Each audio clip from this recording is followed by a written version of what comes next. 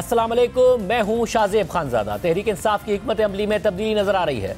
एक तरफ बड़ी तवक्कात के साथ हुकूमत के साथ शुरू किए गए मुज़ाकरात एकतरफा तौर पर ख़त्म कर दिए गए हैं, बयानात में मजीद तलखी बढ़ रही है, तो दूसरी तरफ पार्टी क़यादत में बड़ी तब्दीलियां की जा रही हैं। खैबर पख्तूनख्वा में अली अमीन गंडापुर को हटाकर उनके मुखालिफ ग्रुप के जुनैद अकबर को पार्टी सदारत दे दी गई है, जबकि पंजाब में 9 मई के केसेस में काफ़ी अरसा जेल में गुजारने वाली आलिया हमजा को चीफ ऑर्गेनाइजर बना दिया गया है। और नई क़यादत ये मौक़िफ़ इख्तियार कर रही है कि पुरानी क़यादत होम्योपैथिक थी, उसे कारकुनों का एतमाद हासिल नहीं था, लेकिन अब जो क़यादत आ रही है वो हार्ड लाइनर यानी सख्त गिर मौक़िफ़ रखने वाली होगी, जिन्होंने 9 मई के बाद रजिस्ट किया। इसलिए अब अगर सड़कों पर निकलेंगे तो पहले वाली क़यादत की तरह उनसे राब्ते भी नहीं करेंगे, मगर साथ ही उससे पहले इस्टेब्लिशमेंट से मुज़ाकरात करने का इंदिया भी दिया है। सिर्फ यही नहीं, तहरीक इंसाफ ने अपोजिशन जमातों को साथ मिलाने के लिए भी कोशिशें और राब्ते तेज़ कर दिए हैं। कल PTI के वफ्द की JUI के सरबराह मौलाना फजलुर रहमान से उनकी रिहाइशगाह पर मुलाकात हुई थी, जिसके बाद मस्बत पेशरफ्त का दावा किया गया। तहरीक इंसाफ अपोजिशन जमातों के साथ मिलकर सड़कों पर दोबारा एहतजाजी सियासत शुरू करने के ऐलानात कर रही है,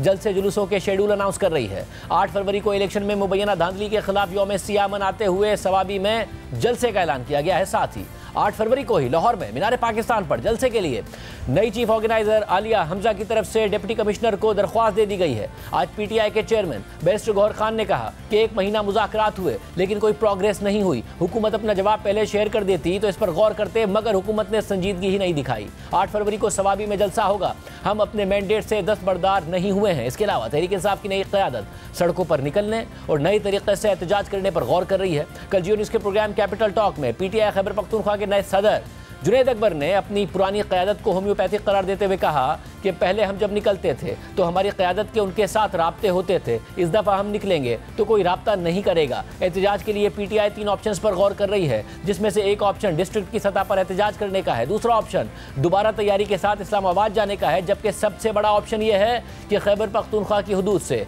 दूसरे सूबों को आने जाने वाले मरकजी रास्ते बंद कर दें।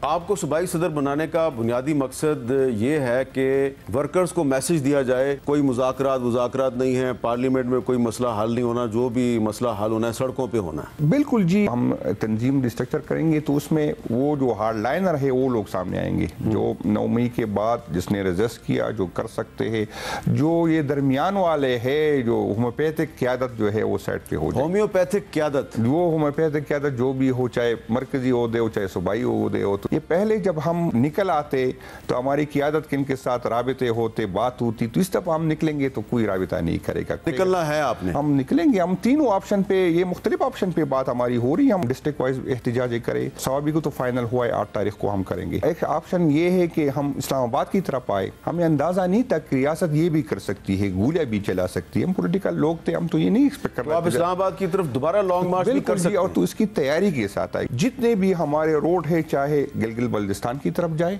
चाहे वो साउथ से आए, चाहे हमारी साइड से जाए, चाहे GT रोड हो, चाहे मोटरवे हो, वो हम बंद करें, KP की हुदूद के अंदर बंद करें, इस्लामाबाद की तरफ, पंजाब की तरफ सारे रास्ते हम वहाँ से बंद कर लें। ये अहम बात यह है कि PTI के चेयरमैन बैरिस्टर गौहर खान की इस्टेब्लिशमेंट से एक और मुलाकात की खबरें भी सामने आई हैं। क्या बर्फ पिघलने का कोई इम्कान है? बात करेंगे सेनेटर फैसल बाउडा से। बाउडा साहब, बहुत शुक्रिया हमें शो में ज्वाइन करने के लिए। बाउडा साहब, एक मुलाकात हुई आर्मी चीफ से गौहर खान साहब की, अब दूसरी मुलाकात अस्करी क़यादत से, सीनियर क़यादत से मिलने की आ रही है कि गौहर खान साहब भी मिले हैं, किसी वफाकी वजीर की भी खबर आ रही है। किस हद तक दुरुस्त है यह बात कि मुलाकात हुई है और मस्बत अंदाज में हुई है?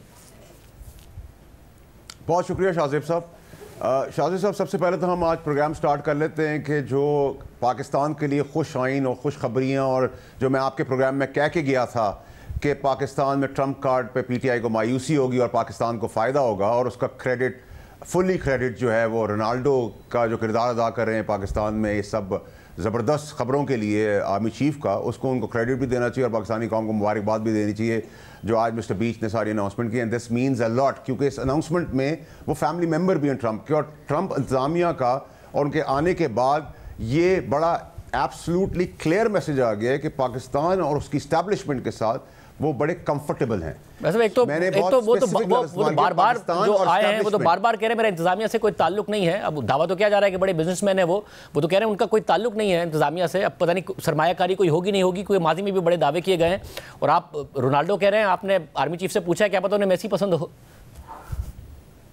सर वो तो मेसी तो पाकिस्तान हमें हाथ में मिला था, उसको अगर सही सिमत पे ला रहे हैं तो हमें मुबारकबाद देनी चाहिए, खुश होना चाहिए। बाकी चीज़ें पाकिस्तान में बहुत सारी अच्छी हो गई। दूसरा, मैंने सर आपके ही प्रोग्राम में कहा था कि गंडापुर साहब मुझे बहुत अरसे तक नज़र नहीं आ रहे, सीएमशिप में भी नज़र नहीं आ रहे, और आगे भी मैं आपको बता देता हूँ कि गौहर साहब बहुत बेहतरीन आदमी, मुखलिस आदमी, अच्छे आदमी है, वो भी मुझे कोई बहुत लंबे अरसे तक नज़र नहीं आ रहे, क्योंकि ये दोनों पॉलिटिकल पार्टियां जो हैं, मैंने आपके प्रोग्राम पे बार बार ये कही और बाकी प्रोग्राम में कही कि दोनों का हदफ, गवर्नमेंट का हदफ है इमरान खान साहब को जेल में रखना और पीटीआई का हदफ है इमरान खान साहब को जेल में रखना। दोनों के हदफ एक ही हैं। मैं आपको मिसाल दे देता हूं, 26वीं तरमीम या उससे पहले सारी तरमीमों में सब अंडरस्टैंडिंग के साथ खड़े थे पीटीआई वाले।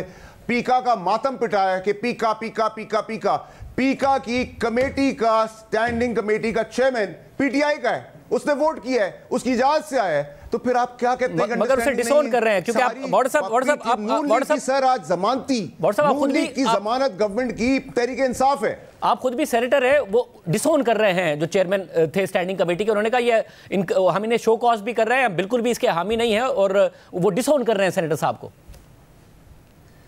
सर आप मुझे बताएं, कमाल का ये चैप्टर है, वो आते हैं गंडापुर साहब इस्लामाबाद, वो अपने केपी के हाउस में चले जाते हैं, वो चाय की प्याली पीते हैं, वो छुप जाते हैं, सब कुछ देखते हैं, फिर बरामद हो जाते हैं, वो भी इत्तफाक है। फिर उसके बाद वो दूसरा धरना करते हैं, फिर वो बेगम साहिबा को लेके भाग जाते हैं, फिर वो बेगम साहिबा को पहुंचा देते हैं, फिर वो नमूदार हो जाते हैं, फिर गोलियां चलती हैं, चलाने का इल्ज़ाम लगाते हैं, फिर सब कुछ होता है, फिर वो रिवर्स हो जाता है। ये सारे कॉम्प्रोमाइज है सर। अब तो मैं नहीं कह रहा, इमरान खान साहब कह रहे हैं चोरी सूबे में सबसे ज्यादा आज हो रही है, तो केपीके की चोरी हो रही है क्योंकि पॉपुलैरिटी है इमरान खान साहब की। इसलिए मैं, आप, मीडिया तमाम जो हैं वो उस पॉपुलैरिटी के नीचे साइड पे कर देते उस करप्शन को। बाकी करप्शन के सारे रिकॉर्ड तोड़ दिए गए केपीके के अंदर। ये मैं नहीं कह रहा, इमरान खान साहब कह रहे हैं। मैं तो आपको 6 महीने, साल, 1.5 साल से जो बातें बता रहा हूं, आप उस वक्त मानते नहीं है, बाद में आप कहते हैं आपकी। आपने एक और बात कही थी, आपने एक और बात कही थी और आपने कहा था ये मुज़ाकरात का कोई नतीजा नहीं निकलेगा, ये मुज़ाकरात नाकाम होंगे। अभी जो नाकाम हुए, आपके पास इंफॉर्मेशन थी कि कोई बैकडोर खुल गया है इसलिए आप कह रहे थे, या जिनसे इंफॉर्मेशन आपको आ रही थी उन्होंने बता दिया था कि कतई तौर पर हुकूमत के हाथ में कुछ भी नहीं है, कोई कमीशन वमीशन कुछ भी कबूल कर ही नहीं सकते, इसलिए नाकाम हो गए? सर मुल्क में, पाकिस्तान में ये कमीशन होता है, इस कमीशन के अलावा कोई कमीशन नहीं होता, नंबर 1। लेकिन इंपॉर्टेंटली जो चीज़ है वो ये है सर कि इस पूरी तगा दौड़ के अंदर आपको समझ नहीं आ रहा कि कॉम्प्रोमाइज्ड है, पूरी गेम खेल रहे हैं, और ट्रम्प कार्ड के साथ जो प्ले कार्ड लेके चल रहे थे उनकी फूक निकल गई है। और मुज़ाकरात, ये मैं ज़रूर कह सकता हूँ आपको कि इमरान खान की सतह तक मुज़ाकरात तो कहीं नहीं है, ना कोई डील है, ना कोई डील है। लेकिन अगर आप मुझसे कहें कि बाकी जो आज तक सजाएं नहीं पाई पीटीआई के लोगों ने, वो किसी समझौते के तहत ही चल रहे हैं ना, सियासत कर रहे हैं, मिनिस्ट्रियां भी इंजॉय कर रहे हैं, सेनेटरशिप भी कर रहे हैं, एमएनएस भी हैं, गाड़ियां भी ले रहे हैं, ट्रिप भी गवर्नमेंट से ले रहे हैं, फ्यूल भी ले रहे हैं, सारे मराद भी इंजॉय कर रहे हैं। तो ये किसी अंडरस्टैंडिंग के तहत है। उस मुज़ाकरात की बात करेंगे तो मैं कहूँगा ठीक है, लेकिन अगर आप कहेंगे बैकडोर में कोई मुज़ाकरात है, तो मुझे आप बताएं ना, फौज क्या चाहती है पीटीआई से? कुछ इमरान खान साहब क्या दे सकते हैं? वो कुछ दे नहीं सकते, तो वो ऑफर क्या करेंगे? जब वो ऑफर नहीं करेंगे तो इमरान खान साहब डील कौन सी लेंगे? डील ऑफर होगी तो हाँ ना होगी ना भाई। मगर आप जिन्हें बार बार कॉम्प्रोमाइज कह रहे थे वो तो हो गए ना फारिग। अब आ गए जुनैद अकबर साहब और वो कह रहे हैं कि जो होम्योपैथिक क़यादत है वो नहीं आएगी, अब कॉम्प्रोमाइज क़यादत नहीं आएगी, अब आएगी जो कि बहुत अग्रेसिव क़यादत होगी और वो फिर बात भी नहीं करेगी। फिलहाल बात करने को तैयार है, अगर इस्टेब्लिशमेंट बात करना चाहे, निकल गए सड़कों पर तो बात नहीं करेंगे और सड़कों पर निकलने का प्लान भी दे रहे हैं, तो क्या होगा फिर? शाहजेब साहब प्लीज़ इस प्रोग्राम को रिकॉर्ड का हिस्सा बना लें। पंजाब में कोई ड्रामेबाजी, जलसा, जुलूस, प्रोटेस्ट, वो लोग ही नहीं है भाई। कौन निकलेगा? क्यों निकलेगा? ठीक है, लिख लें, नहीं होना, स्वाबी में करना है कर लें, कोई प्रॉब्लम नहीं है। ना कोई धरना है, ना कोई डी चौक है, ना कुछ है। अब इस सब से हवा निकल गई है, ट्रम्प कार्ड से भी हवा निकल गई है गुब्बारे से। अभी मैंने आपको अभी बता रहा हूँ, गवर्नमेंट ने एक ऑप्टिक्स के तहत तस्वीर खिंचा ली कि जी हम मुज़ाकरात के लिए आए थे, वो नहीं आए। अब गवर्नमेंट अकड़ जाएगी, पीटीआई लेट जाएगी आने वाले दिनों में, क्योंकि ट्रम्प कार्ड जो है वो प्ले कार्ड्स में होगा और यही शोशा चलता रहेगा। फिर वे मौलाना साहब के पास चले गए। मौलाना साहब के बारे में गंडापुर साहब इंटरव्यू में बगैर ड्यूरेज कोई बंदूक की नाली रख के 164 का बयान नहीं दे रहे। वो खुद कह रहे हैं, मौलाना साहब के वालिद कहते थे कि वो पैसे लेके करते हैं, मौलाना साहब पे हम भरोसा नहीं कर सकते, किस मुंह से मौलाना साहब? मगर इस बात पर इमरान खान साहब ने डांटा और बाकायदा सहाफ़ियों के सामने भी जो बात हुई है उसमें, और अपनी पार्टी के लोगों के सामने जो उन्होंने बात की उसमें उन्होंने कहा कि अब DI खान की सियासत से अली अमीन गंडापुर निकले और फिर उनको पार्टी सदारत से हटा दिया। और फिर उसके बाद जब पार्टी मिलती है मौलाना फजल रहमान साहब से जाके, और मौलाना इमरान खान साहब की हुकूमत गिराने में बड़ा अहम थे जब नून लीग और पीपल्स पार्टी के साथ वो मिले, तो इमरान खान साहब ने एक ग्रीन सिग्नल तो दिया है उन्हें अली अमीन गंडापुर साहब को हटाकर। देखिए शाहजेब साहब, मैं आपको अच्छे तरीके से थोड़ा समझा देता हूँ, आप तो बहुत इंटेलिजेंट है बाकियों को। सर ये कॉफ़ी है, इस कॉफ़ी के ऊपर ये टिश्यू पेपर या बैनर या एडवर्टाइजमेंट कह लें, ये गवर्नमेंट है। इस गवर्नमेंट को आप इस कप में लगा दें, इस कप में लगा दें, कभी इस पर PTI लिख दें, कभी नून लिख दें, कभी काफ लिख दें, कभी मीम लिख दें, इससे कोई फ़र्क नहीं पड़ता। जो इसके पीछे काम कर रहे हैं, जो आज के रोनाल्डो पाकिस्तान के लिए साबित हो रहे हैं, उनका किरदार मुस्बत है पाकिस्तान के लिए, और वो मुस्बत रहेगा। और अच्छी हवाएं, ठंडी हवाएं बैरून मुल्क से डेट टाइम समेत आपको बता दी जाती हैं, और वो आप आगे भी देखेंगे। It's just the beginning, number 1। उसका क्रेडिट आप उनको दें, शर्मिंदगी नहीं होनी चाहिए, क्योंकि हम तो सारे कॉम्प्रोमाइज्ड हैं, हम चोर हैं, हम बेईमान हैं, हमारी कमजोरियां हैं। हम किस जमहूरी जनाजे की बात कर रहे हैं? हम कैसे अपने आप को डेमोक्रेटिक कहते हैं? अगर शहबाज शरीफ साहब फिगर हेड हैं और एंजॉय कर रहे हैं कामयाबियां, अगर रोनाल्डो साहब कामयाबियां पाकिस्तान की ला रहे हैं, तो वो इंटेलिजेंट आदमी है शहबाज शरीफ साहब। वो इमरान खान साहब और नवाज शरीफ साहब वाला काम नहीं कर रहे कि मैं काम जानता भी नहीं हूं और करने भी नहीं दूंगा। एक तो ये कामयाबियां हुई कौन सी हैं? SIFC का बड़ा कहा गया था, अरब ममालिक से, दोस्त ममालिक से पैसे आएंगे, वो आए नहीं। अब हमें कोई कर्ज देने की बात करता है तो उसे हम सेलिब्रेट कर रहे होते हैं। रिजर्व हमारे बड़े नहीं, दोस्त ममालिक ने सरमायाकारी की नहीं। कौन सा ऐसा हो गया जो आप इतना ज्यादा बोल रहे हैं कि पता नहीं क्या हो गया पाकिस्तान की इकोनॉमी में? क्या हो गया? स्टेबलाइजेशन आई है, 8.9% की तरक्की आई है पहले क्वार्टर में, ऐसा क्या अच्छा हो गया है? गुजारिश ये सर कि शरह सूद में कमी आ गई, डॉलर का टेल है, स्मगलिंग रुकी हुई है, स्टॉक एक्सचेंज आसमान से बातें कर रहा है, प्रॉपर्टी उठना शुरू हो गई है, चीज़ें जो है अपनी आम सफ़े से नीचे कंपेयर टू प्रीवियस ईयर्स।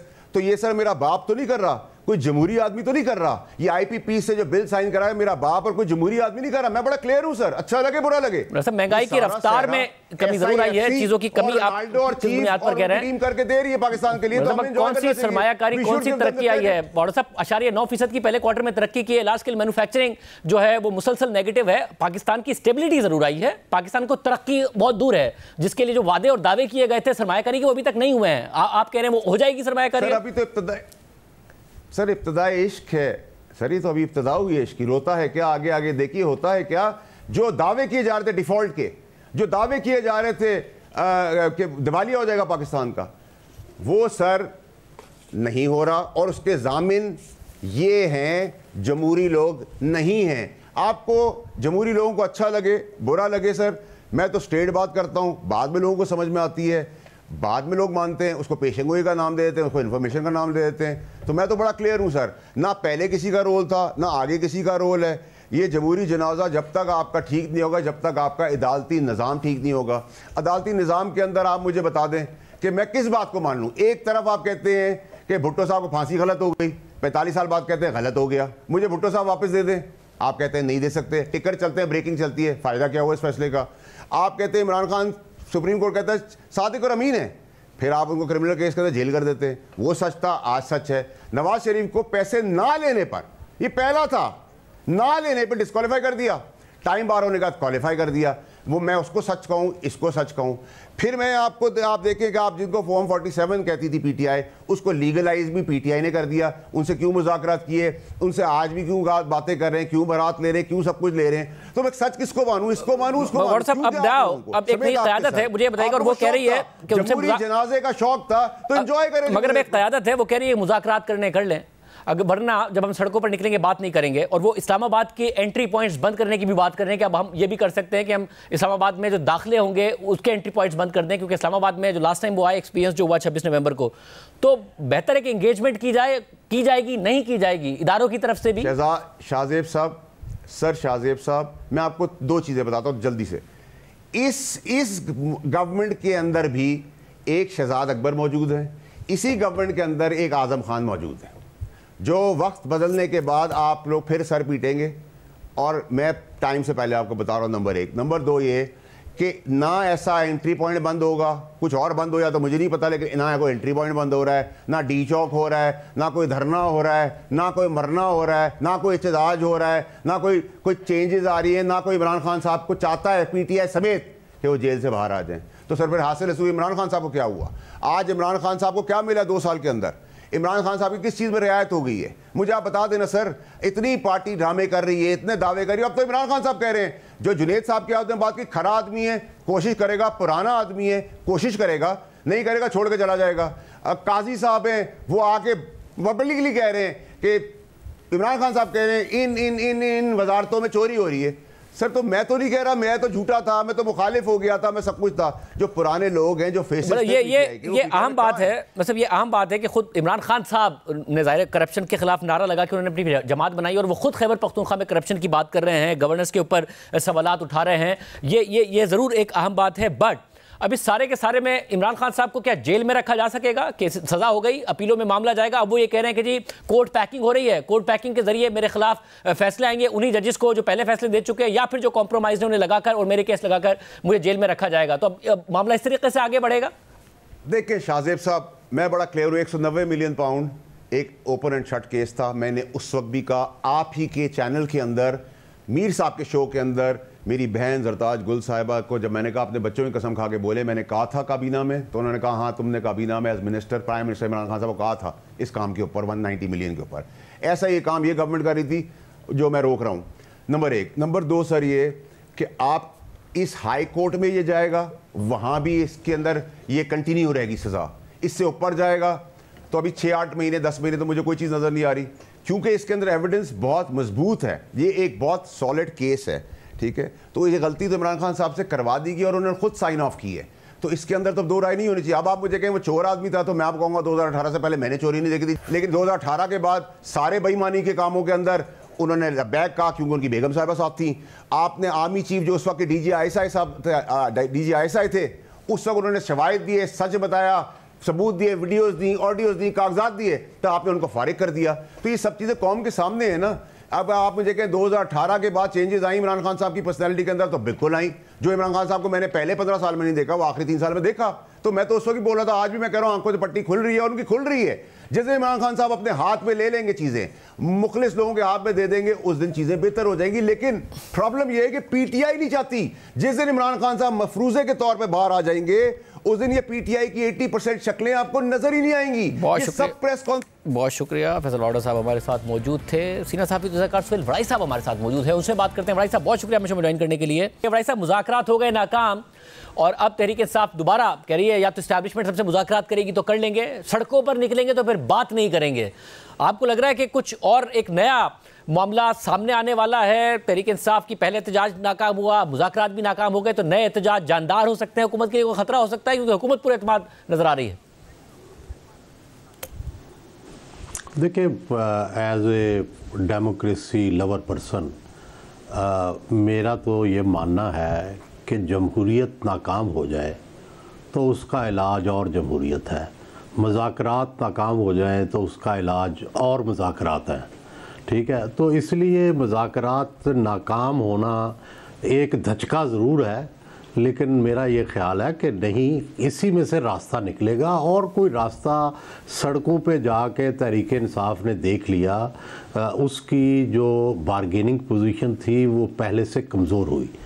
और अगर फ़र्ज़ करें ये 8 फरवरी के बाद ये डायलॉग करते फ़ौरन बाद, तो इनकी बारगेनिंग पोजीशन ज़्यादा अच्छी थी। जब ये इनके मुख्तलिफ एजिटेशंस जो हैं वो नाकाम पहुँचे, तो उसके बाद इनकी बारगेनिंग पोजीशन अब बहुत कमज़ोर है। अब जब ये मुज़ाकरात की टेबल पे बैठे हैं, तो पहले दिन ही ये तय हो गया कि इन्होंने जिस हुकूमत को, जिस असम्बली को ये नहीं मानते थे, वो तो ये मान के गए। अब इनकी 2 डिमांड्स थी, जो एक ये थी कि जी आप कमीशन बनाएं नंबर 1 धांधली पे, 9 पे 26 नवंबर पे। अब हुकूमत फ़र्ज़ करें पीटीआई की हुकूमत होती या नून की हुकूमत होती, क्या कोई हुकूमत ऐसा कमीशन बना सकती है जिससे वो गिर जाए? ज़ाहिर है नहीं बना सकती। वो ज़ाहिर है ऐसा कमीशन बनाना चाहेंगे जिसका फ़ैसला उनके हक़ में आए, और अगर वो कमीशन का फ़ैसला उनके हक़ में आए तो उसको पीटीआई से क्या मिलेगा? धचका, नुकसान। दूसरी बात यह है कि ज़ाहिर है पॉलिटिकल हुकूमत इस्टेब्लिशमेंट के साथ मिल के आई है, और एस्टेब्लिशमेंट ही उसकी पैटर्न है, और ये एस्टेब्लिशमेंट से कोई लड़ के या उससे अलग हो के तो कोई फैसला नहीं कर सकते। और एस्टेब्लिशमेंट की शायद वो इमरान खान को रिहा करने पर ज़रूर तैयार हो जाएं, यानी बनी गाला भेजने पे, लेकिन उसके लिए पहले दिन से उनकी ये शर्त है कि भाई आप खामोश बैठेंगे ताकि हम मईशत पर तवज्जो दे सकें। इसका मतलब ये होगा कि इमरान खान क्या ये तस्लीम कर लेंगे कि मैं जो उन पर इल्ज़ाम लगेगा कंप्रोमाइज़ हो गए हैं और आपने जाके नज़रबंदी कर ली है। ये हैं अब पीटीआई के दलाइल। मेरी राय बिल्कुल मुख्तलिफ है। मेरी राय में छोटे छोटे गेन्स जो होते हैं ये बिगर गेन की तरफ लेके जाते हैं।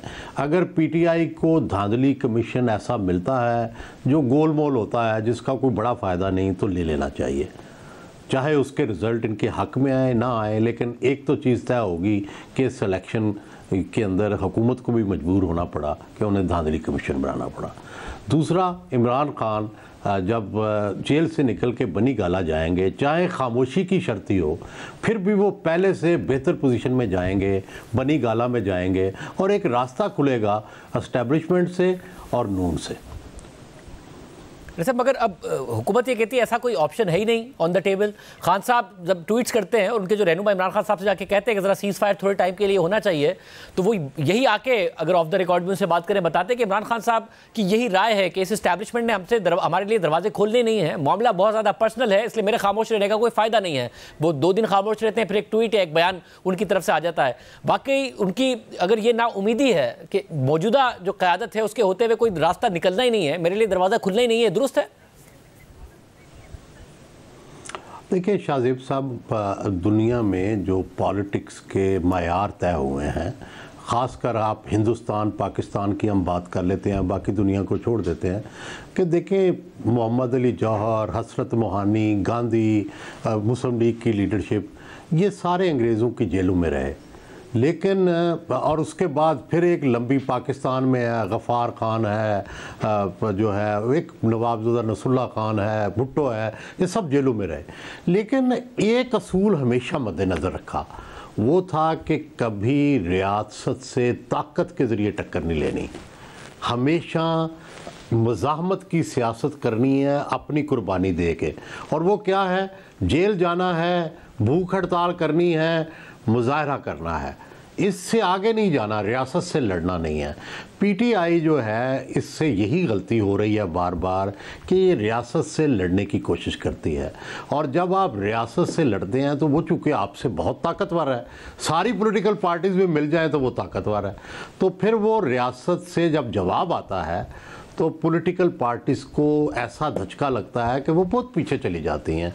इसलिए वायलेंस का इस्तेमाल सियासी पार्टी को, सियासतदान को ज़ेब नहीं देता। आप देखें 9 मई से इमरान खान की सियासत को फ़ायदा हुआ या नुकसान, 26 नवंबर से फ़ायदा हुआ या नुकसान। जितनी देर वो एस्टेब्लिशमेंट की मर्ज़ी से धरने देते रहे वो गेन करते रहे, हालांकि वो अपोजिशन में थे।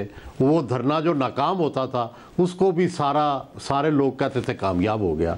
अब जब के वो बहुत बड़े लोग भी आते हैं, कुर्बानी भी देते हैं, तो सब कहते हैं नाकाम हो गया। तो उनका जो कॉन्फिडेंस है अभी भी कि उनका जो कॉन्फिडेंस है अभी भी कि सिस्टम का, पूरे सिस्टम का गैर मकबूल होना और मेरी मकबूलियत, वो एक गेम पलट सकती है जो कि माजी में नहीं हुआ। वो आपको नहीं लगता कि वो इवेंचुअली, ज़ाहिर जब टाइम होता है, इनकम्बेंसी फैक्टर आता है, उसके बाद इवेंचुअली उनकी उम्मीद कामयाब होगी?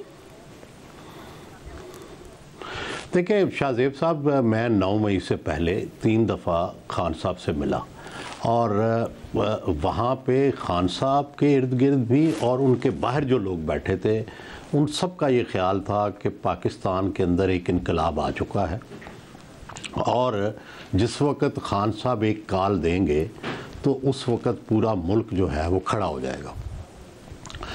ये उनका कॉन्फिडेंस था। वो पॉपुलर थे, लेकिन फिर पॉपुलैरिटी में उन्होंने अपने ख्वाब भी शामिल कर दिए।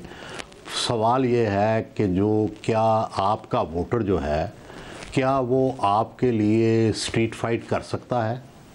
क्या आपका वोटर जो है वो ताकत से टकरा भी सकता है? वोट देना और बात है और ताकतों से टकराना और बात है। इमरान खान बहुत पॉपुलर हैं, लेकिन उनकी अपने वोटर पे इतनी गिरफ्त नहीं है कि वो जाके ताकत से लड़ पड़े। ऐसा ये हमने नवंबर में भी देखा कि पूरे पंजाब से सिवाय 2 अजला के कहीं से कोई एक जत्था भी नहीं निकला, एक शख्स भी लाहौर में ऐसा नहीं निकला जो अकेला नारे मारता हुआ गिरफ्तारी पेश कर दे।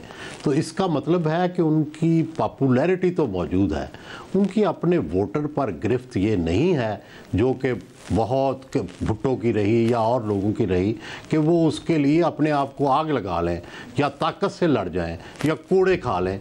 वो वोट तो ज़रूर फ़िलहाल इमरान खान को देने को तैयार हैं, लेकिन उसके इशारे पर जान कुर्बान करने को तैयार नहीं है। बहुत शुक्रिया सिलवाई साहब, तज़किया दे रहे थे। एक और अहम डेवलपमेंट हुई है, उसकी तफसीलात आपके सामने रखेंगे एक ब्रेक के बाद।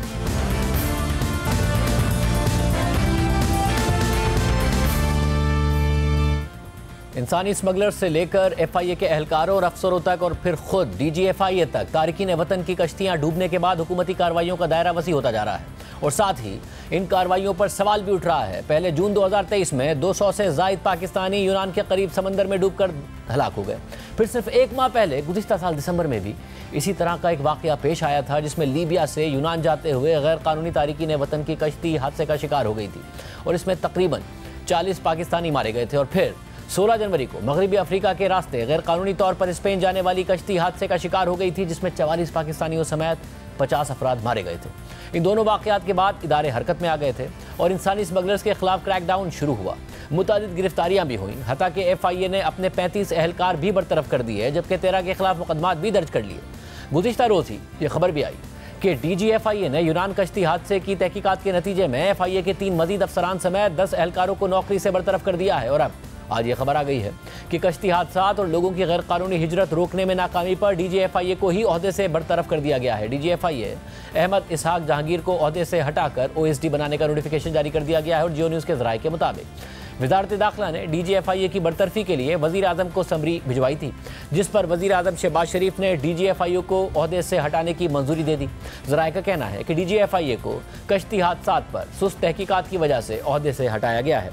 वज़ीर आज़म के अहकामात के मुताबिक कश्ती हादसात पर तहकीकात तेज़ी से नहीं की गई। बड़े पैमाने पर गैर कानूनी हिजरत की रोकथाम न होना भी DG FIA की बरतरफी की वजह बनी है। इससे पहले गुज़िश्ता रोज़ तर्जुमान FIA ने बताया था कि यूनान कश्ती हादसे में मुलविस एक इंस्पेक्टर, 2 सब इंस्पेक्टर्स, 2 हेड कांस्टेबल्स और 8 कांस्टेबल्स नौकरी से बर्खास्त कर दिए गए हैं, जबकि DG FIA ने 3 कांस्टेबल्स की तरक्की रोकने के अहकामात भी दिए हैं। सज़ा पाने वाले एहलकार फैसलाबाद एयरपोर्ट पर तैनात थे।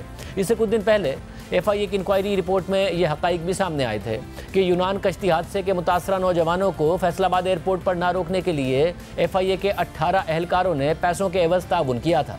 इस हवाले से FIA के 18 एहलकारों के इंसानी स्मगलरों से राब्तों का इंकिशाफ हुआ था, जिन्हें मुकदमा दर्ज करके गिरफ्तार कर लिया गया था। इंक्वायरी रिपोर्ट के मुताबिक एयरपोर्ट पर तैनात अमले ने इंसानी स्मगलरों से ताउन करने के बदले पैसे लिए थे और कांस्टेबल मोहम्मद शहजाद के जरिए इंसानी स्मगलरों से डील की थी। अमले ने इंसानी स्मगलरों से फी मुसाफिर क्लियरेंस के बदले 25,000 रुपये वसूल किए, जबकि 4 नौजवानों को एयरपोर्ट से गुजारने के बदले 1 लाख रुपये वसूल किए गए। दूसरी तरफ कश्तियों के जरिए यूरोप जाने की कोशिश में इंसानी स्मगलिंग का निशाना बनने वाले पाकिस्तानियों की कहानियां भी सामने आ रही हैं और ये वाज़ेह हो रहा है कि पैसे वाले अफराद इसका निशाना बन रहे हैं। अल जज़ीरा के लिए आबिद हुसैन की रिपोर्ट के मुताबिक रिहान असलम का ख़ानदान ट्रांसपोर्ट और गाड़ियां किराए पर देने का कारोबार करता है और ग्रोसरी स्टोर चलाता है। 5 माह पहले 34 साला रिहान ने अपनी टोयोटा गाड़ी एक ऐसे एजेंट को 45 लाख रुपए यानी $16,000 अदा करने के लिए फ़रोख्त कर दी, जिसने यूरोप में मुस्तकबिल की तलाश के लिए गुजरात का गांव छोड़ने में रिहान की मदद करना थी। 2 बेटियों और एक बेटे का बाप रिहान उन 86 अफराद में शामिल था जो 2 जनवरी को एक मुसाफिर कश्ती में सवार हुए थे। 13 दिन से ज़्यादा समंदर में फंसी हुई कश्ती को बिलाखिर मराकश के हुक्काम ने बचा लिया था, लेकिन उसमें सिर्फ 36 अफराद जिंदा बच सके थे। मरने वालों में रिहान भी शामिल था। रिहान के बड़े भाई इकराम असलम ने अल जज़ीरा को बताया कि वो किसी न किसी तरह यूरोप जाना चाहता था। ये उसका ख्वाब था और उसने हमें कहा कि उसकी राह में कोई रुकावट न डालें। अल जजीरा की रिपोर्ट के मुताबिक ये सानेहा अपने पीछे कई सवालात छोड़ गया है, यानी कश्ती पर सवार लोग कैसे मौत का शिकार हुए, वो मगरबी अफ्रीका से यूरोप का सफ़र क्यों कर रहे थे, जो कि पाकिस्तानी तारिकीन वतन के लिए एक गैर मुतवक्के और नया रास्ता है। और रिहान जैसे लोग माली तौर पर मुस्तहकम ख़ानदानों से ताल्लुक़ रखने के बावजूद यूरोप जाने के लिए अपनी जान को ख़तरे में क्यों डाल रहे थे। मुतासरीन के अहले खाना का दावा है कि उनके प्यारों को जहाज़ पर से नीचे फेंकने से पहले मारा पीटा गया और तशद्दुद का निशाना बनाया गया। 49 साला इकराम असलम के मुताबिक उनके गाँव के जिंदा बच जाने वालों ने बताया कि एक और कश्ती पर सवार बहरी कज़ाकों ने उन पर हमला कर दिया, उनका सामान चुरा लिया और कुछ लोगों को समंदर में फेंकने से पहले मुसाफिरों पर हथौड़ों से तशद्दुद किया। इकराम असलम के मुताबिक जिंदा बच जाने वाले कुछ लड़कों ने बताया कि किस तरह कज़ाकों ने एक हफ्ते तक उनकी कश्ती पर बार बार हमला किया, लोगों को तशद्दुद का निशाना बनाया और जहाज से नीचे फेंक दिया। इसी तरह की बात गुजरात के करीब एक गांव से ताल्लुक़ रखने वाले ताजिर चौधरी एहसन ने भी बताई, जिन्होंने अपने 2 भतीजों आतिफ शहजाद और सुफियान अली को खो दिया है। दोनों ने एजेंटों को 35 लाख रुपए यानी $12,500 अदा किए थे। चौधरी एहसन के मुताबिक उन लड़कों ने पैसे इकट्ठे करने के लिए अपनी ज़मीन बेच दी थी और गुज़िश्ता अगस्त में गांव से चले गए थे, लेकिन मैं कभी सोच भी नहीं सकता था कि उनके साथ ऐसा सलूक होगा। उन पर जिस्मानी तशद्दुद किया गया और पानी में फेंक दिया गया। रिहान फैसलाबाद से दुबई गया, फिर इथियोपिया के शहर अदीस अबाबा और फिर सेनेगाल के शहर डाकार पहुँचा। डाकार से एजेंट रिहान और दीगर लोगों को अपने ग्रुप में बजरिया सड़क बहरे ओकेयानूस के साहिल के साथ शुमाल में ले गया। रिहान को एजेंट या उसके साथियों की जानिब से बदसलूकी का सामना नहीं करना पड़ा और वो अक्सर अपने घर वालों से फ़ोन पर बात भी करता था। मौत तक रिहान का सफ़र उससे बेहतर लगता था, जो इस तरह के सफ़र करने वाले बहुत से गैर कानूनी मुहाजिरीन को बर्दाश्त करना पड़ा था। रिपोर्ट के मुताबिक पाकिस्तान के सबसे ज़्यादा ज़रखेज़ खित्तों में से एक होने और रेफ्रिजरेटर्स, पंखे, खेलों और सर्जरी के आलात जैसे इलेक्ट्रॉनिक सामान तैयार करने वाली मुतअद्दिद सनतों का गढ़ होने के बावजूद पंजाब के ज़िला गुजरात, सियालकोट, जेहलम और मंडी बहाउद्दीन कई दहाइयों से यूरोप की तरफ हिजरत करने वाले लोगों का मरकज़ बने हुए हैं। यूरोपीय यूनियन की सरहदी और कोस्ट गार्ड एजेंसी फ्रंटेक्स के मुताबिक 2009 से जब से एजेंसी ने तारिकीन वतन के यूरोपीय यूनियन में दाखिल होने का रिकॉर्ड रखना शुरू किया है, तब से अब तक पाकिस्तान से तकरीबन 1.5 लाख गैर कानूनी तारिकीन वतन ज़मीनी और समंदरी रास्ते इस्तेमाल करके यूरोप पहुँचे थे। ज़्यादातर पाकिस्तानी आमतौर पर मुत्तहदा अरब अमारात जाते हैं, फिर बहरा रोम के उस पार समंदरी सफ़र करने से पहले मिस्र और लीबिया के लिए परवाज़ें लेते हैं। मराकश में पाकिस्तानी सफ़ीर ने कहा कि मगरबी बहरा रोम का रास्ता उन पाकिस्तानियों के लिए गैर मामूली है जो गैर कानूनी नकल मकानी करना चाहते हैं। पाकिस्तानी हुकाम का कहना है कि नए रास्ते का ये इंतखाब फ्रंटेक्स और पाकिस्तानी हुकाम की जानिब से गैर कानूनी नकल मकानी पर पाबंदियाँ सख्त करने की कोशिशों का नतीजा हो सकता है। मजमूई तौर पर अक़वाम मुत्तहिदा के हाई कमिश्नर बराए मुहाजिरीन के मुताबिक 2024 में तकरीबन 2 लाख अफराद बहरा रोम के मुख्तलिफ रास्तों से यूरोप पहुँचे, जबकि कम अज़ कम 2824 को मुर्दा या लापता अफराद करार दिया गया। फ्रंटेक्स ने 2024 में यूरोपीय यूनियन में गैर कानूनी दाखिले में 38% कमी रिपोर्ट की, जो कि 2021 के बाद सबसे कम शरह है। फ्रंटेक्स के आदाद शुमार से पता चलता है कि 2023 में 10,000 पाकिस्तानियों ने यूरोप का रुख किया और अगले साल ये तादाद निस्फ रह गई, जब तकरीबन 5,000 पाकिस्तानी ज़मीन या समंदरी रास्तों से गैर कानूनी तरीक़ों से यूरोप में दाखिल हुए। पाकिस्तानी हुकाम का कहना है कि जून 2023 में कश्ती डूबने के बाद से उन्होंने इंसानी स्मगलिंग के नेटवर्क्स को रोकने के लिए अपनी स्क्रीनिंग को बढ़ाया और बेहतर किया है, लेकिन स्मगलरों ने जवाब में नए रास्ते तलाश कर लिए हैं। FIA के अफसर मुनीर मसूद ने अल जज़ीरा को बताया कि ये बिल्ली और चूहे का खेल है, क्योंकि हम स्मगलिंग के नेटवर्क का सुराग लगाते रहते हैं और वो लोगों को राग़िब करने के लिए मुख्तलिफ नए रास्ते तलाश करते रहते हैं। रिपोर्ट के मुताबिक 2003 में खुद इकराम असलम ने भी ज़मीनी रास्ते से यूनान जाने के लिए एक ख़तरनाक सफ़र की कोशिश की थी। गुजरात से 50 से 80 अफराद के एक ग्रुप के साथ वो बलूचिस्तान पहुँचे, जहाँ से स्मगलरों ने उनकी मदद की और वो सरहद पार करके ईरान में दाखिल हो गए। इकराम असलम ने बताया कि हम महीनों तक पैदल चलते रहे और जब हम सुस्त पड़ते तो स्मगलर हमें जान से मारने की धमकी देते या कभी मारपीट भी करते थे। तकरीबन 2 माह पैदल चलते और छुपने के बाद जब ये ग्रुप बिलाखिर तुर्की की सरहद पर पहुंचा तो इकराम असलम ने हार मान ली और घर वापस आने का फैसला किया। इकराम असलम के मुताबिक मैंने उनसे सिर्फ ये कहा कि मैं मजीद नहीं चल सकता। मैंने उन्हें अपने पैरों के छाले दिखाए और उनसे गुजारिश की कि मुझे जाने दें। ये एक मौजज़ा है कि मैं इस आजमाइश से बचकर आ गया। 5 भाइयों में से एक इकराम असलम ने कहा कि वो माली तौर पर मुस्तहकम हैं। सारे भाई अब 10 से 15 गाड़ियों के साथ गाड़ियां किराए पर देने का कामयाब कारोबार चला रहे हैं। उनके पास ज़रई ज़मीन का एक छोटा सा टुकड़ा भी है। इकराम असलम ने कहा कि हमारा ख़ानदान खुशहाल था, रिहान ने कारोबार में मेरी मदद की, लेकिन कई बार कनाडा या बरतानिया का वीज़ा हासिल करने में नाकाम होने के बाद उसने खतरा मोल लेने का फैसला किया। FIA एहलकार ने निशानदही की कि जहां मुआशी वजूहात लोगों को इस तरह के खतरनाक सफ़र करने पर मजबूर करने में अपना किरदार अदा करती हैं, तो वहीं एक समाजी पहलू भी है। वो लोग जो माली तौर पर मुस्तहकम हैं, वो भी अपने पड़ोसियों, दोस्तों और रिश्तेदारों को देखते हैं जो यूरोप पहुँच गए हैं। इकराम असलम ने वजाहत की कि दौलत की लालच और बेहतर मौके की उम्मीद ने लोगों को जानलेवा खतरात मोल लेने पर मजबूर किया है। चौधरी एहसन ने भी बताया कि उनके भतीजे दुबई में एक कंस्ट्रक्शन कंपनी में काम करते थे और दोनों यूरोप पहुंचने का रास्ता तलाश करना चाहते थे। चौधरी एहसन के मुताबिक उन्होंने हमारे कुछ साथी देहातियों के तर्ज ज़िंदगी को देखा जो अपने बच्चों को यूरोप भेजने में कामयाब हुए और इससे उनकी समाजी हैसियत बदल गई थी, लिहाजा वो दोनों भी अपनी किस्मत आजमाना चाहते थे। इस पूरी सूरत पर बात करेंगे नुमाइंदा जियो न्यूज़ एजाज सैयद से। एजाज सैयद साहब, बहुत शुक्रिया मुझे ज्वाइन करने के लिए। इस मामले को, इस इशू को मुसलसल कवर करते रहे हैं। खबरें, आज एक रिपोर्ट भी वज़ीर आज़म को दी गई है, उस पर भी मैं आपसे सवाल करूंगा, मगर उससे पहले DG FIA को हटाया जाना और फिर खबर आना कि सुस्त रवि थी इस किस्म की इन्वेस्टिगेशन में, इसलिए उन्हें हटाया गया, कि वाकई यही मामला है? क्योंकि अपने FIA के एहलकार, सरकारी एहलकारों के खिलाफ भी कार्रवाइयों की खबरें आ रही थी, क्या मामला है? शाहजेब, बहुत शुक्रिया। शाहजेब, DG FIA को हटाने के दो पहलू हैं। पहला पहलू तो यह है कि कश्ती वाकया एक हुआ है और तसलसल के साथ ये तीसरी बार हुआ है। एक दफ़ा DG FIA तैनात नहीं थे, बाकी दो जो वाकयात हैं इनकी मौजूदगी में हुए हैं। इनकी मुद्दत भी FIA में कोई 3 साल एवरेज मुद्दत होनी चाहिए किसी भी पुलिस अफसर की, वो पूरी नहीं हुई है।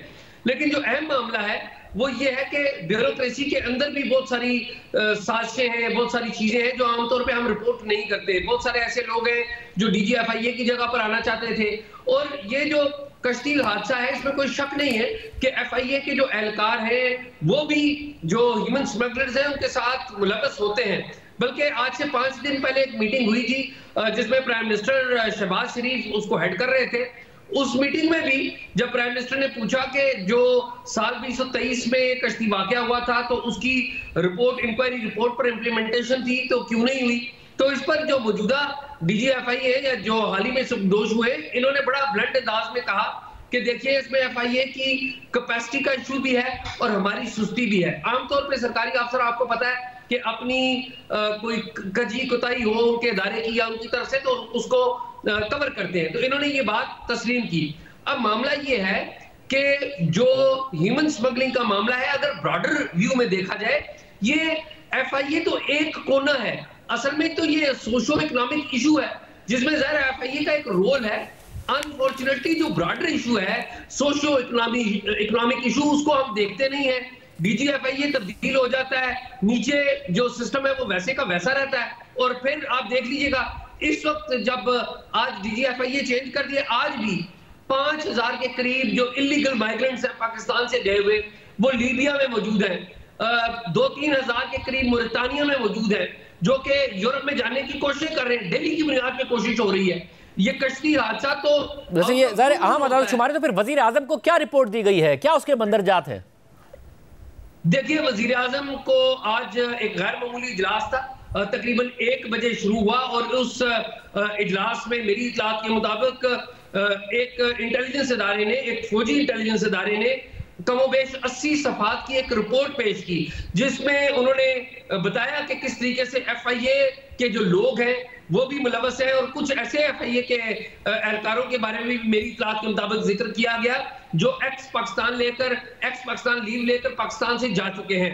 फिर ह्यूमन स्मगलर्स के हवाले से बड़ी तफसील से रिपोर्ट दी गई है, और उसके ऊपर बड़ी तफसील से बात हुई है। और फिर जो टास्क फोर्स कायम की गई थी, उस टास्क फोर्स के हवाले से इस बात का फैसला किया गया कि वो वीकली बुनियादों पर मिलेगी और इस बात की को यकीनी बनाएगी कि आइंदा कोई ऐसा वाकया ना हो।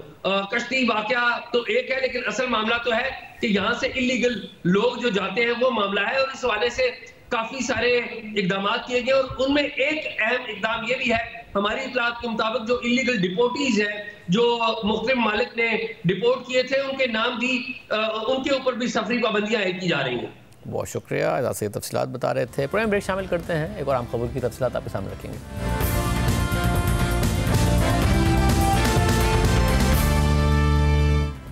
सुप्रीम कोर्ट में आज फौजी अदालतों में सिविलियंस के मिलिट्री ट्रायल के खिलाफ इंट्रा कोर्ट अपीलों पर अहम समाअत हुई है, जहां वजारत दिफा के वकील ख्वाजा आरिस ने आज अपने दलाइल मुकम्मल कर लिए हैं। समाअत के आगाज़ में आईनी बेंच में मौजूद जस्टिस जमाल खान मंदुखेल ने ख्वाजा आरिस से पूछा कि मिलिट्री ट्रायल किस बुनियाद पर चैलेंज हो सकता है। इस पर ख्वाजा हारिस ने जवाब दिया कि अदालत का दायरा इख्तियार ना हो तो मिलिट्री ट्रायल चैलेंज हो सकता है। बदनीयती पर मुश्तमिल कार्रवाई या इख्तियार समाज से तजावुज़ पर भी ट्रायल चैलेंज हो सकता है। मिलिट्री ट्रायल में मुल्जिम एतराफ़ जुर्म कर ले तो इस्लामी कानून के तहत रियायत मिलती है। इस पर जस्टिस जमाल खान मंदूखेल ने कहा कि एतराफ़ जुर्म तो मजिस्ट्रेट के सामने होता है। यहाँ ख्वाजा हारिस ने आईनी बेंच को बताया कि मजिस्ट्रेट का मामला अलग है। इस दौरान जस्टिस हसन अजहर रिजवी ने पूछा कि मिलिट्री ट्रायल में मुल्जिम वकील ना कर सकता हो तो क्या सरकारी खर्च पर वकील मिलता है। इस पर ख्वाजा हारिस ने जवाब दिया कि वकील करने की हैसियत ना रखने वाले मुल्जिम को सरकारी खर्च पर वकील दिया जाता है। इस दौरान जस्टिस जमाल खान मंदूखेल ने रिमार्क्स दिए कि मुल्जिम अदालत का फेवरेट चाइल्ड होता है, क्या मिलिट्री कोर्ट में भी मुल्जिम को फेवरेट चाइल्ड समझा जाता है। इस पर ख्वाजा हारिस ने जवाब दिया कि आर्मी एक्ट के रूल्स के तहत मुल्जिम को मुकम्मल तहफ़्फ़ुज़ दिया जाता है। समाअत के दौरान जस्टिस नईम अख्तर अफगान ने रिमार्क्स दिए कि बतौर चीफ जस्टिस बलूचिस्तान मैंने मिलिट्री कोर्ट्स के फैसले के खिलाफ अपीलें सुनी थी। ऐसे नहीं होता कि मिलिट्री कोर्ट्स के फैसले में सादे कागज़ पर लिख दिया जाए कि मुल्जिम कसूरवार है या नहीं। जब हाई कोर्ट्स में अपील दायर होती है तो GHQ पूरा रिकॉर्ड देता है। रिकॉर्ड में पूरी अदालती कार्रवाई होती है, शवाहिद समेत तरीक़ा कार दर्ज होता है। 9 मई के मुकदमात से हटकर मिलिट्री कोर्ट्स के फैसलों की मिसालें भी दें। इस दौरान जस्टिस हसन अजहर रिजवी ने सवाल किया कि आम शहरी का मिलिट्री ट्रायल हो तो क्या मीडिया और मुल्जिम के अहले खाना को रसाई होती है। इस पर ख्वाजा हारिस ने जवाब दिया कि कानून में अहले खाना और मीडिया को रसाई का जिक्र है, अलबत्ता सिक्योरिटी वजूहात की वजह से रसाई नहीं दी जाती।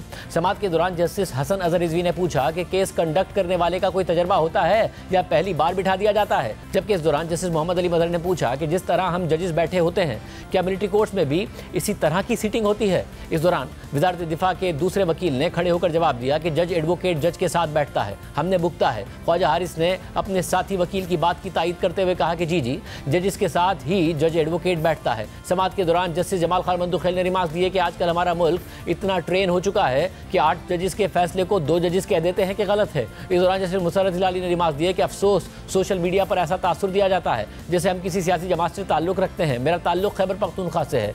मिलिट्री ट्रायल पर इसके असरात की वजह से सवाल करती हूँ। अफसोस मेरे इन सवालात की वजह से मुझे सियासी जमात से जोड़ दिया जाता है। हमें बेलगाम मुआशरे का सामना है। इसके बाद समाअत में मुख्तसर वक्फा कर दिया गया। वक्फे के बाद वज़ारत दिफा के वकील ख्वाजा हारिस ने अपने दलाइल जारी रखते हुए सफ़ेद कागजी लिफाफों में मिलिट्री ट्रायल का रिकॉर्ड आईनी बेंच के सामने पेश कर दिया।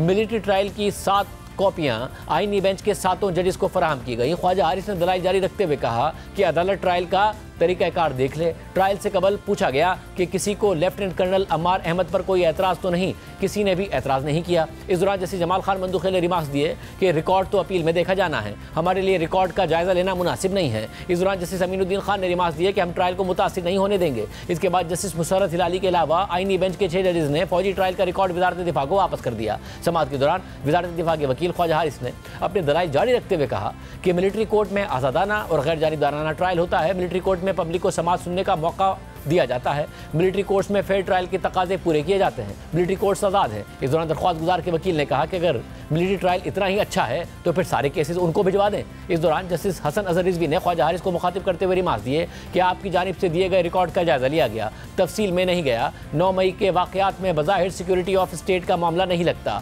9 मई के वाक़यात के मुल्ज़िमान का मिलिट्री ट्रायल बहुत तफसील से चलाया गया। क्या तमाम रिकॉर्ड पब्लिक करना मुमकिन नहीं? 9 मई के वाक़यात के मुल्ज़िमान के कारनामे अवाम में बेनकाब होने चाहिए। समाअत के दौरान वज़ारत दिफा के वकील ख्वाजा हारिस ने दलाइल मुकम्मल करने की यकीन दहानी करवा दी, जबकि वकील सिकंदर बशीर मेमन, शुमाइल भट्ट और हुकूमत बलूचिस्तान के वकला ने भी ख्वाजा हारिस के दलाइल अपना लिए। समाअत के इख्तिताम पर अदालत ने हिदायत दी कि कल बार एसोसिएशन के वकला तैयारी के साथ आएँ। आज के प्रोग्राम में इतना ही। अल्लाह हाफ़िज़।